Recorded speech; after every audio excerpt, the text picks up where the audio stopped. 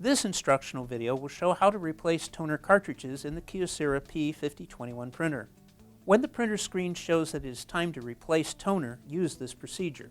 To maintain image quality, we recommend using genuine Kyocera toner containers. Genuine Kyocera toner is engineered specifically for Kyocera printers. Using any toner that is not genuine Kyocera toner may affect print quality and could damage the printer. Using non-Kyocera toner will also void the printer's warranty. Open the right side cover. The toner containers are color-coded. Find the container that is to be replaced. Unlock the container by pushing this latch upward. Remove the old container by pulling it straight out of the printer. Put the old toner container into the provided plastic waste bag and seal the bag. The toner containers are manufactured from recycled plastic, so put the used toner container into your recycle bin.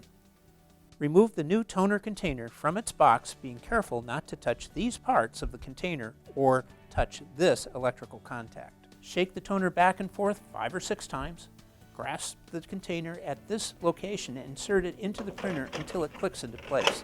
Close the right side cover.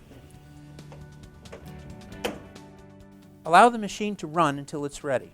This could take several minutes, so please be patient.